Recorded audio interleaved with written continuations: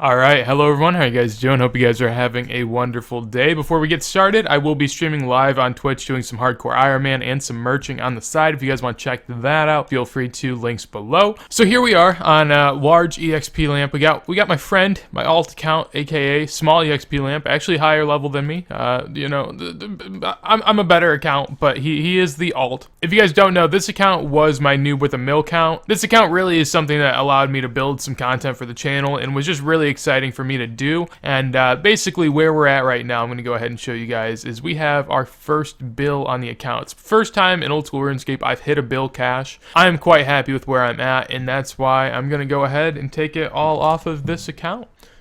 Oh, you can't type denominations and bills. I can type mill. I can't type bill. Interesting. Okay. The beautiful bill. Look at that. Should I go ahead? Oh, and 1 GP. Sorry about that.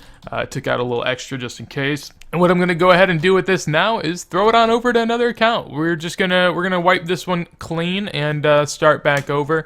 I'll probably just be doing like some small videos on it here and there, doing like loot from so many hours of doing certain stuff, testing out money making methods, stuff like that. But for the time being, this account now has barely anything in the bank. So yeah, I'm gonna play this account as an alt, and basically what that's going to allow me to do is hop on over here. And this is going to be the new series, boys and girls. This is going to be where I start merching with one build. Now, I won't be doing anything this episode with it. I will talk to you guys about what I think is going to go on and what I'll plan to be doing, because really that is something that I want to talk about, because, you know, coming up, I guess, here in 2 days is Raids 2. And obviously items are all over the place and people are wondering, you know, what should I do? How should I go about flipping? And that's really what I'm going to talk about now. So, as far as some stuff I want to talk about beforehand, we'll go on over to GE trackers. So there is the website.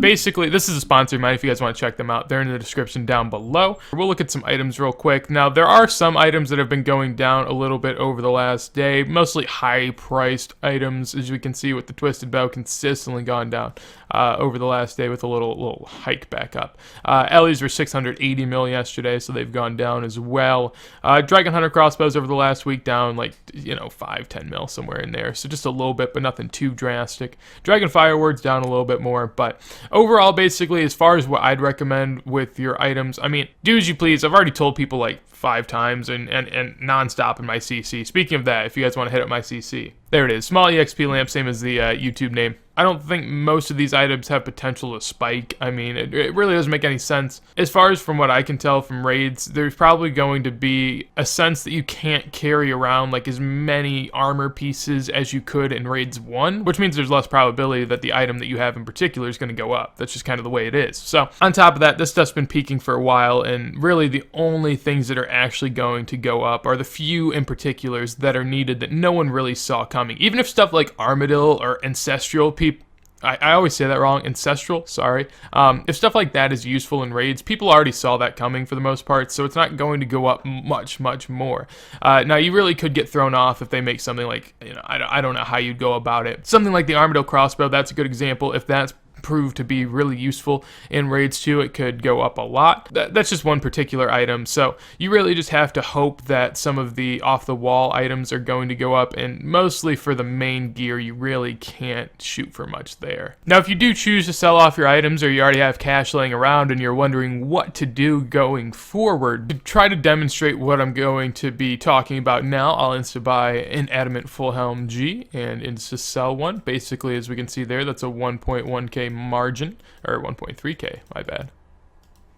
Now, if we try to buy another one, it bought for the same price, and if we go ahead and sell it again, this one actually doesn't insta-sell. So this proves, or it doesn't prove, but I guess exemplifies what I'm trying to say. So that one ended up selling for 9.7k. As you can see here, basically what this means is, and it's just a demonstration of it, is offers are staggered in the Grand Exchange. As you can see, this was the highest buy offer someone had in at the time of me selling my first helm. This is the highest buy offer someone had in at the time of me selling my second helm. Pretty significant difference.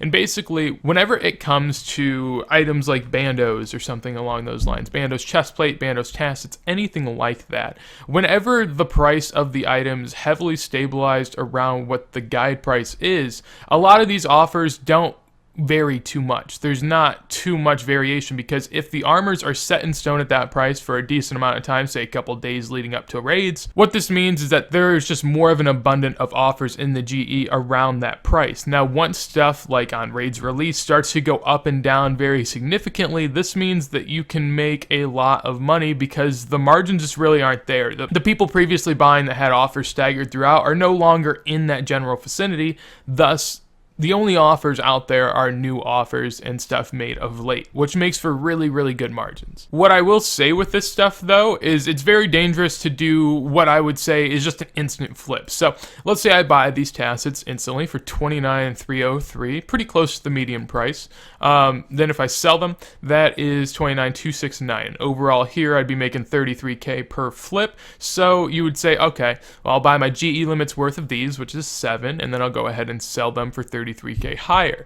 Now, granted, on the day of release, when prices are a little bit more fluctuating, that might not be the margin. You may get closer to 100, 150K per one. So say, for example, if we're making 100K per flip on day of release, we did have to instant buy one and instant sell one, which means we lost 100K.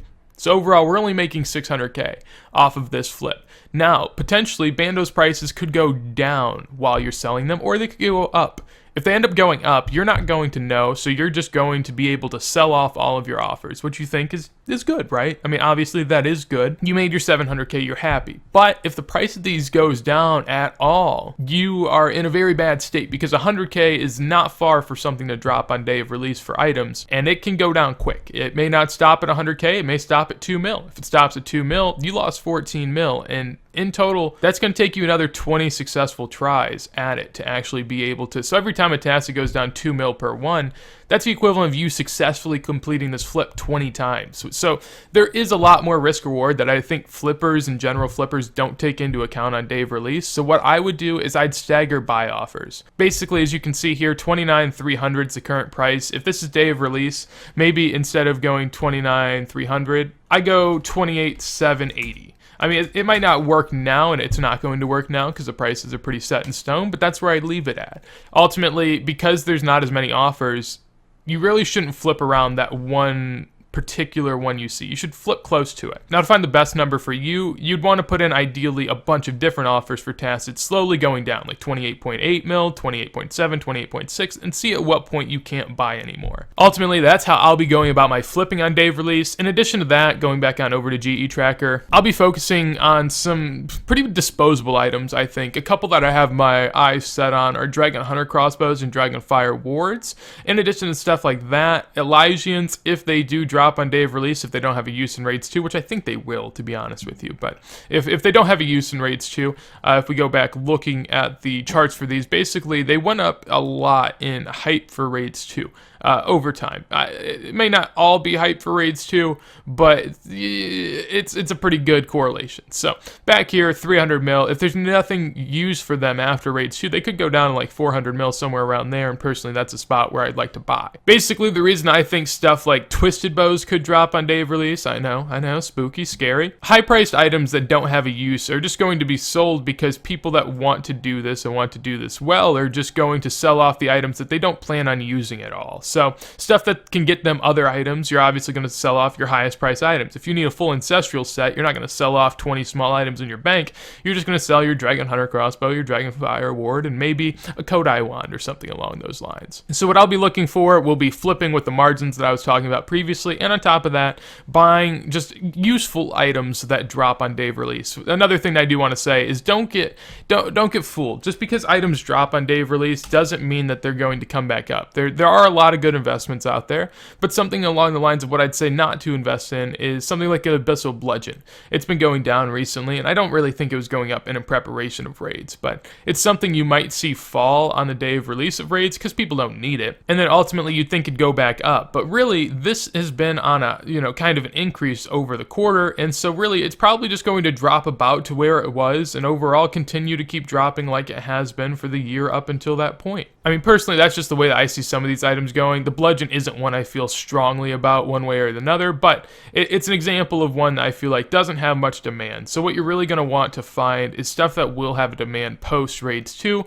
but maybe not that initial day. Stuff like the Dragon Fireward, Dragon Hunter Crossbow. People are going to want to go back to Vorkath at some point. However, they just might not be necessarily the day raids comes out. Well, kind of a tease. I ended up losing 50k looking for margins for you guys, but that is it. That is a build. This is where I'm going to just start off my next episode. Basically what I'll be doing is weekly episodes where I talk about, the profits I'm making, how I'm going about flipping, really just keep a log of how much money I'm making. But on top of that, I can talk to you guys about stuff like this maybe every now and then. So hopefully you guys did enjoy the video. If you guys did, make sure to leave a like. On top of that, if you guys have anything you want to tell me in regards to raids 2, flipping, anything, feel free to in a comment down below. And finally, if you guys enjoy the content, make sure to subscribe to the channel. But with that said, hopefully you guys have a wonderful day, and peace. Everything is going to the beat. Ooh, how'd I do that?